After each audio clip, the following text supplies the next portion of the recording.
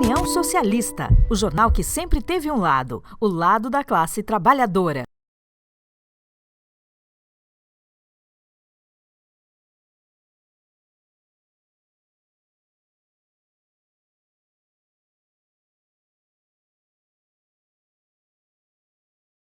Nós estamos aqui para fazer uma entrevista com a professora Laura, militante do PSTU, e que participou de uma greve durante 92 dias esse ano, numa conjuntura de ascensão da greve dos trabalhadores, que nos últimos 20 anos nós não tínhamos visto no país. Então, professora, como é que estavam as escolas no estado de São Paulo antes da greve e o que motivou a greve dos professores? Boa noite, Karina. A escola pública paulista, ela está vivendo o caos, né? Impregnado nela no seu cotidiano, né? Há muitos anos os salários dos professores vêm sendo defasados, né? Não há cumprimento da lei, no sentido de pagamento da database, né, há anos, e isso vai fazendo com que os salários fiquem extremamente defasados dentro das escolas, né? E uma das pautas de reivindicação em relação a isso era os 75% de aumento, que era uma pauta, de alguma forma, colocada pela majoritária do sindicato, né, que é dirigido pela Artsindy, que é do PT, e que era uma pauta que particularmente considero ela irreal, né? Por mais que nós tenhamos aí uma defasagem no salário, ela acabava sendo uma pauta irreal, né? Mas para além do salário, a gente tem todas as questões de problemas dentro da escola, né? Falta de qualidade dentro das escolas, um processo de assédio moral aos professores, né? O que o governo conseguiu fazer, o governo do PSDB conseguiu fazer no estado de São Paulo foi dividir os professores em diversas categorias, né? Umas mais precarizadas do que as outras, né? Existe uma categoria de professores hoje, que são as categorias O, que não tem acesso a nenhum dos direitos, nem da legislação, nem da CLT, e muito menos da legislação que rege, né, o funcionalismo público.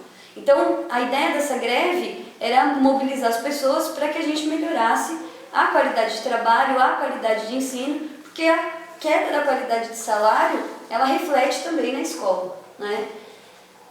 Então, basicamente, essas foram as pautas. Entendi. E durou 92 dias a greve, né? As pautas foram atendidas? Bom, as pautas não foram atendidas, né, por vários motivos. A greve dos professores do estado de São Paulo, ela foi a menor greve mais longa da história, né, dos professores. Foi a greve que teve menos pessoas aderindo a ela, né, mas foi a greve que mais durou, né? O que mostra, de alguma forma, uma mudança aí no cenário dos professores.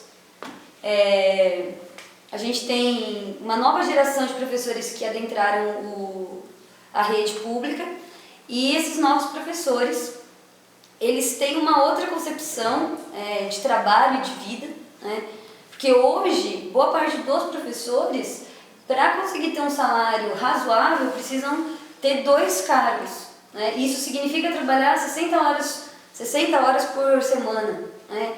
A nova geração que chega na escola, ela não aceita essa forma de vida, essa forma de trabalho. Então há uma mudança geracional aí com a entrada desses novos professores. A grande maioria que fez essa greve foram esses novos professores, né, que não aceitam a atual situação da escola pública, né, questionam isso e foram à luta. Agora, a outra parte dos professores, que são professores mais antigos, são professores que têm problemas com a crença no sindicato. E aí é que a gente teve o grande problema, né? Porque a gente brigou nessa greve não só com o governo, mas também tivemos que brigar com o sindicato. Então, os jovens compreendem que é necessário ocupar aquele espaço, né? Brigar por ele, enquanto que as pessoas mais velhas já desacreditam do sindicato e, portanto, não acreditam na greve. E aí não entraram na greve. Então, foi uma greve que teve pouca aderência. né, da categoria. Isso dificultou a gente conseguir alguns avanços aí, sem contar, é claro, que o sindicato dirigido pela Artsindy, é um sindicato terrível no ponto de vista de deixar as coisas chegarem ao ponto que elas chegaram, né? E aí, ao final dessa greve, que foi longuíssima, a postura do governo foi nos ignorar durante todo o processo, né? Ao final, o que a gente conseguiu foi um papel assinado com algumas propostas, que era a melhoria das condições de trabalho das categorias O, né? E o reajuste que ele lançaria só em julho, né? E basicamente foi só isso. Saímos da greve, mas porque estávamos desmoralizados, né? Porque a greve ela foi minando ao longo e não tínhamos conseguido absolutamente nada e cada vez com menos pessoas era impossível a continuidade da greve. Então, de prático, a gente só conseguiu esse papel, né? Hoje, nada do que foi acordado naquele papel entregue, né, naquele documento, foi feito até o momento. Nem o reajuste salarial, né, não é reajuste, é reposição salarial referente à inflação, e nada do que foi colocado ali. A situação dos professores mais precarizados continua exatamente igual. Então foi uma greve sem vitórias econômicas, né, entretanto com várias vitórias políticas.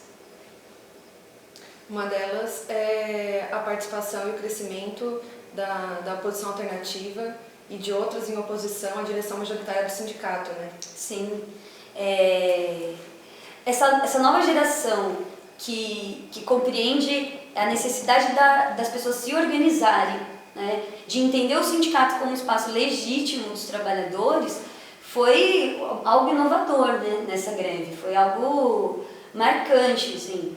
Então as pessoas, elas percebem que aquele espaço ele precisa sim ser ocupado de maneira real, não de maneira eleitoral, né, como ele está sendo usado no momento. E como está a construção da oposição alternativa aqui em Marília? Aqui em Marília a gente tem um grupo de professores, né, que por enquanto a gente ainda não consegue que esse grupo de professores se reclame enquanto oposição alternativa, mas existe um coletivo de oposição, né? Que o sindicato ele é um pouco mais complexo, né? Você tem várias correntes ali e nessa greve também surge um grupo de militantes, né? Que são militantes que não estão organizados em partidos, em nada. Então eles compreendem a importância dessa auto-organização. Então a oposição alternativa aqui em Marília, ela está compondo esse coletivo, né? Ela ainda é pequena, né? E esse coletivo, por enquanto, ainda não se reivindica, mas é um coletivo extremamente interessante, porque são pessoas de diversos partidos diferentes, que conseguem se respeitar e conseguem fazer a luta juntos, né? Inclusive, nós vamos lançar depois uma série falando sobre a greve, fazendo uma série de mini documentários, né, que vai ser lançada daqui a alguns dias, né? Então, eu acho que a maior riqueza dessa greve foi isso. Se essa greve conseguiu alguma coisa, foi aumentar a consciência da classe trabalhadora, né, principalmente da classe trabalhadora de professores, e ela conseguiu unir pessoas que outrora nem pensariam estar juntos, né?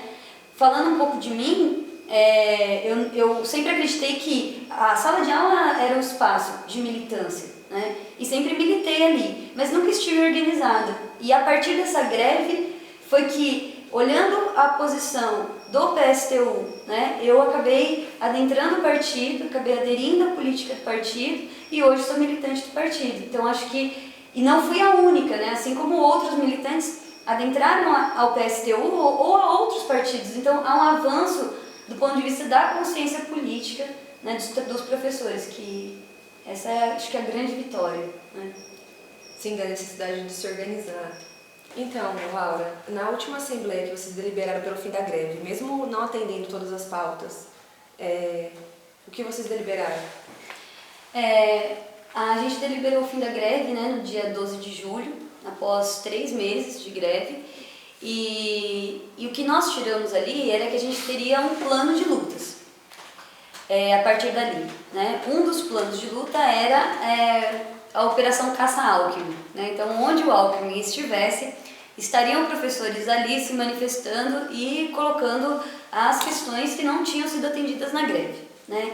Para além disso, não foi feito mais nada, nenhuma organização por parte do sindicato. O sindicato não organizou essa campanha de lutas, né?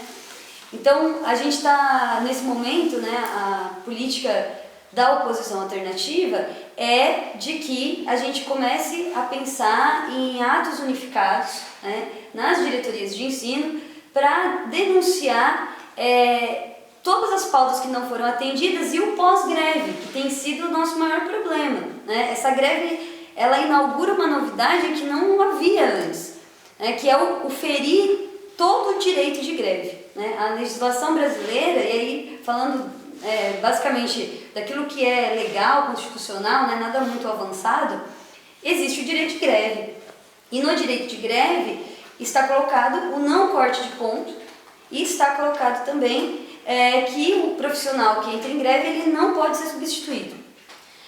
Essa greve foi a primeira vez que o governo do estado de São Paulo manda uma deliberação, não no sentido de lei, mas manda uma deliberação para as escolas, mandando os professores serem substituídos.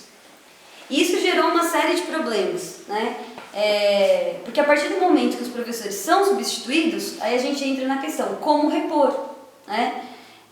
Mas antes de pensar o como repor, é importante a gente pensar que o direito de greve está sendo ferido, né? A gente está num problema aí maior, né? Então a ideia nesse momento é organizar um plano de lutas para denunciar esse autoritarismo, essa atitude que fere o direito de greve e que fere, né, a reposição que a gente não está conseguindo fazer. Por exemplo, no meu caso, todas as minhas aulas foram substituídas. E apesar de a deliberação ter sido chamar o conselho de escola, discutir no conselho de escola como fazer a reposição, né, a partir do momento que se verificasse que o conteúdo não havia sido dado, no meu caso, o conselho de escola foi proibido de votar. Então, eu estou impedida de fazer a reposição, e eu não sou um caso isolado. Acabei de receber uma mensagem no grupo de professores, né, de várias pessoas que estão extremamente preocupadas com a impossibilidade de repor, porque o que o governo deixou pra gente você pode repor mediante a ausência de um outro docente. E aí é um grande problema, porque quem tem 2 cargos, quem tem 32 aulas, não vai conseguir repor. Né? Não foi uma greve de 1 mês, foi uma greve de 3 meses, então são muitas aulas para serem repostas. Então a atitude nesse momento é a denúncia desses 2 pontos, né? O ferir o direito de greve e a impossibilidade que a gente está tendo na escola de reposição. Mas o conselho de escola, ele tem autonomia para decidir sobre isso e não a direção da escola, né? Pela legislação em vigor educacional, o conselho de escola é que delibera sobre as questões mais importantes, pelo menos o que está na Constituição, né? Nos parâmetros legais. Mas politicamente isso está sendo colocado de outra forma, inclusive numa questão ilegal dentro dessa escola. Não é uma novidade isso, na verdade. Há muito tempo o conselho de escola não é o que está no papel. O conselho de escola, ele é dirigido pela diretora da escola e é ela que manda, né? Então a democracia ela está dada, mas ela está dada apenas no papel, né?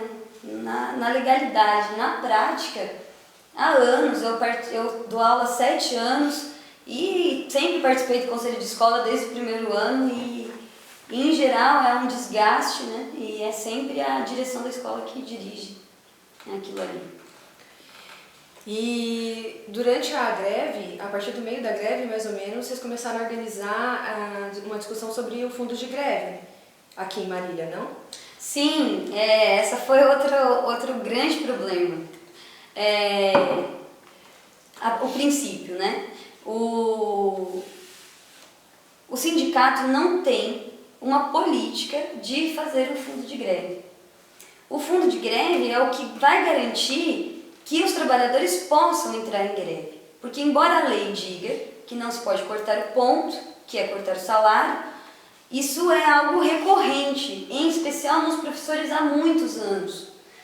Então, o fato de não ter salário e de o sindicato não se preparar para auxiliar os trabalhadores nesse momento é um dos motivos também da categoria não aderir à greve. É uma insegurança, porque a partir do momento que você coloca a sua subsistência em risco, como você vai sobreviver? Colocar a pauta do fundo de greve dentro do sindicato foi caótica. Caótica, sendo que ela está no estatuto do sindicato. Foi caótica. A gente teve que fazer diversas manifestações, né, para que aquilo que está no estatuto, que é os 10% que devem ser destinados ao fundo de greve, que a gente tivesse garantido isso. É a terceira greve que eu faço e é a primeira vez que se fala em fundo de greve e se consegue esse fundo de greve, que é esses 10%, mas não é 10% que foi sendo guardado ao longo do tempo. São 10% apenas daquele mês, que é impossível de você ajudar os trabalhadores em greve. E além, né, desse dinheiro, a gente teve que fazer uma série de campanhas financeiras para poder minimamente pagar algumas contas dos professores. Hoje, a oposição alternativa está em campanha direta para que a política do fundo de greve seja uma política permanente. Isso é fundamental, é o que vai garantir que a gente consiga fazer uma greve. Porque imagina você falar para o trabalhador, entre em greve e depois você vai ficar sem salário. Como é que essa pessoa ela vai sobreviver? A não ser que a pessoa tenha muita coragem, como foi um monte de gente que entrou aí na greve esse ano, mas a maioria das pessoas precisam sobreviver e é uma situação muito delicada. Então, a ideia a partir de agora é que seja defendido dentro do sindicato a permanência, que isso seja uma política permanente. Porque imagina, a gente chegar para um governo e falar assim, a gente vai ficar em greve 1 ano, porque a gente tem dinheiro para sustentar os trabalhadores. Aí o poder de luta é outro, né? Aí o governador ele não vai ter condições de ameaçar a gente na questão do salário, que é uma ameaça da vida, né?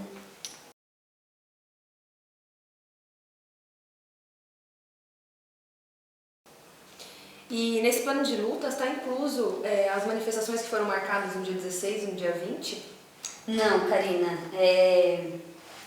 A manifestação do dia 16 é a aberração da natureza, né? A gente percebe aí no país uma onda de conservadorismo, né, que vem saindo, que vem aparecendo, e que vem de alguma forma tomando a consciência de muitas pessoas, sob argumentos ideológicos, né, que vão conseguindo conquistar as pessoas em geral, né? O que a gente pensa enquanto oposição alternativa é que esse dia ele é inaceitável. É um dia que as pessoas estão reivindicando uma intervenção militar. Isso é inaceitável para qualquer pessoa que pense sobre o assunto, né? Mas uma das pautas é a questão também da corrupção, da questão que está colocada na boca do povo por aí. Essa é colocada como uma das pautas principais. Se você pegar o chamado da manifestação do dia 16, parece que é em direito e a favor dos trabalhadores contra a corrupção que está assolando a conjuntura nacional do país. Sim, é inegável que a corrupção ela tem aparecido aí, mas é importante separar algumas coisas, né? A corrupção ela não se inicia com o PT, né? O que existe na manifestação do dia 16, como nas demais que já teve aí no início do ano, do mesmo caráter, é a tentativa de alguma forma desgastar esse governo, né? Para que nas próximas eleições a oposição de direita, que é o PSDB, assuma aí o governo. Então, para mim e para a oposição alternativa e para o PSTU, a alternativa não é PSDB, muito menos não é o PT e não é o PSDB, nenhum dos dois. Então não faz sentido a gente participar dessa manifestação do dia 16, né? Tenho muitas críticas, é um dia bastante complicado, mas é importante ressaltar que, apesar de ter essa onda de conservadorismo, é um momento também que a gente tem um avanço de diversas pautas, né? O conservadorismo vem aí como uma contracorrente. De um lado a gente avança em algumas pautas, como a questão LGBT, a gente tem avançado em diversas coisas. E é lógico, né, que os mais conservadores, eles aparecem também. Então não dá pra gente também pintar um cenário de que as coisas estão também um terror, né? Tá aparecendo isso, mas porque existe algo também positivo aparecendo aí, né? Como professora eu percebo os alunos. Essa geração que nós temos hoje, ela é muito mais tolerante com diversas coisas do que a minha geração, quando eu estava na escola. Então é importante a gente também lembrar disso, né? E com relação à manifestação do dia 20, a gente acredita que é fundamental que a classe trabalhadora se una nesse momento. Nós estamos sofrendo ataques de todos os lados, né? Estamos sofrendo ataques do ponto de vista de todos os governos, dos governos municipais, dos governos estaduais, do governo federal. E o que mostra isso, esses ataques, é um monte de greve que está emergindo aí no cenário nacional.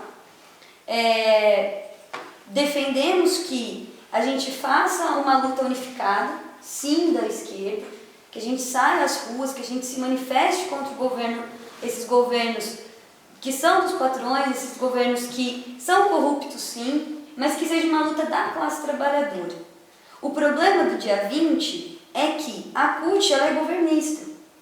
Então, apesar de todos os ataques que o governo do PT tem feito aos trabalhadores de conjunto, a manifestação ela vai ter o caráter de defender o governo da Dilma. E aí é inaceitável que a gente vá a uma manifestação que vai defender um governo que está desempregando as pessoas, um governo que tem uma política, programa de proteção ao emprego, né, que a gente chama de política de proteção ao empresário, que pode reduzir o salário do trabalhador em 30%, se a jornada for reduzida em 30% e ainda por cima o governo paga parte desse salário.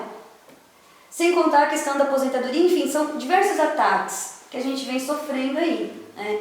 Não acreditamos de maneira nenhuma que um golpe esteja vislumbrando, que é essa ideia do dia 20, não é?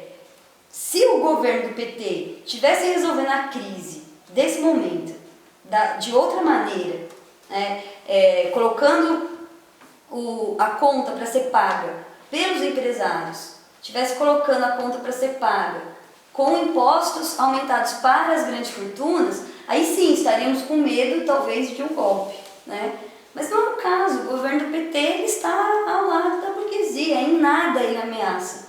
Em nada ele ameaça nem a burguesia nacional, nem a burguesia internacional. O único grupo que ele ameaça é a classe trabalhadora. Então, também não participar do dia 20, a não ser que o caráter dessa manifestação ela mude. Nós estamos num projeto de unificação, sim, da classe trabalhadora, e a ideia é se juntar, sim, à CUT, se juntar às grandes centrais sindicais, para que se coloque essa reflexão. Por enquanto, ainda a CUT não mudou o caráter do dia 20. Mas a ideia era que seria um dia importantíssimo, que se mudasse esse caráter, que se fizesse uma análise mais crítica, né, dos governos que a gente tem aí, para que a gente realmente se unificasse. Não para defender um governo que nos ataca, mas para defender os trabalhadores. Então, uma construção de uma terceira via. Apesar de vocês terem encerrado a greve, existem vários setores da educação pelo país que ainda se mantêm em greve. As federais, principalmente as universidades federais e os técnicos administrativos dos institutos federais permanecem em greve, né? Seria a hora da gente tentar unificar as lutas dos professores, principalmente da educação, que está sendo tão duramente atacada com o corte do governo federal que atingiu as universidades diretamente, né? Um corte de 8 bilhões. E existe a perspectiva dessa unificação das greves na educação, pelo menos? Por enquanto, não. Como eu já falei, a majoritária do sindicato ela é do PT. Então não há nenhuma possibilidade nesse momento de unificar as lutas, o que é um erro.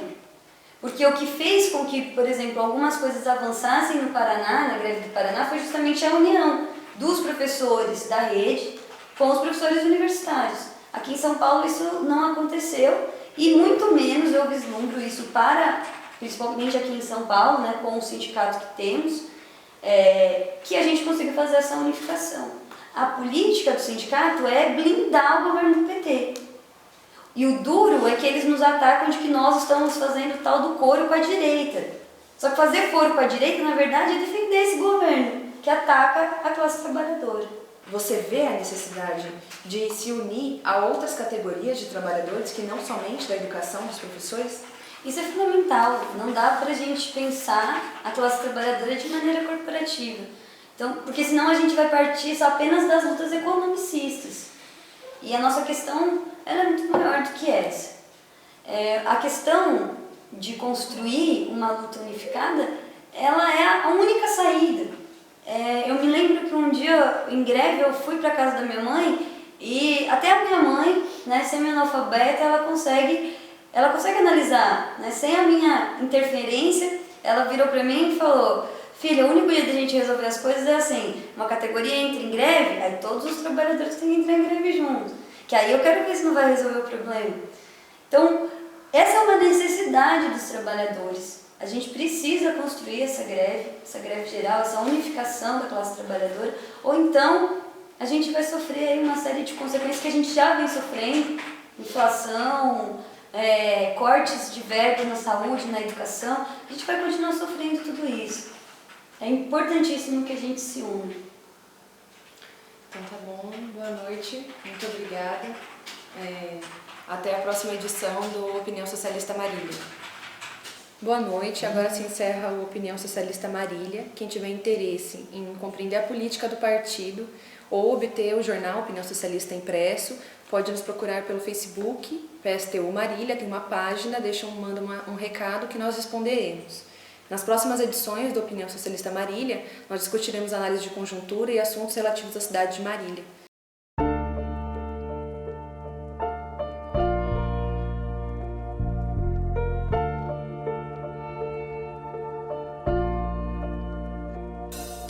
De pé, ó vítimas da fome, de pé, famélicos da terra, a ideia, a chama já consome a crosta bruta que é só terra. De pé, ó vítimas da fome.